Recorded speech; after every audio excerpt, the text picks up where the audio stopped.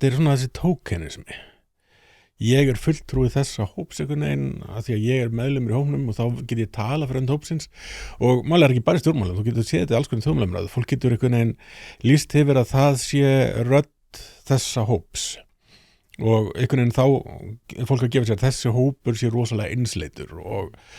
það með sína persónulega reynslu sem hluti af þessum hópi, það er örugglega ykkur skörun, það einhverjar upplifanir sem að átt samlega með þessum hópi sem að almennt ekki almennar í samfélaginu. Ég verði eiginlega skjóta inn sem áhugavert þessu samhengi. Ég á vin sem sem sagt doktorsnemi í afrískum fræðum og hann var að segja mér, hann hvítur og hann var einmitt að segja mér að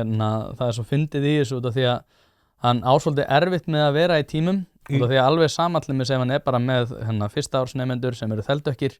að þá eru þessir þeldökku nemendur jafnvel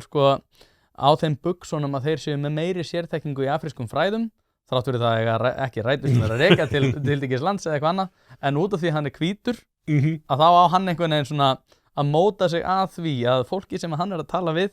þá þrátt fyrir það að ekki fara í nein fræði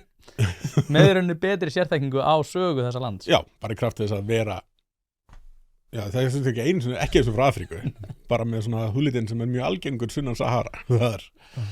Þakka þér kærlega fyrir að hlusta á þennan stutta bút. Þú getur nálgast þennan þátt og allt efni hlaðvarpsins Ein pæling á pardus.is/ein pæling.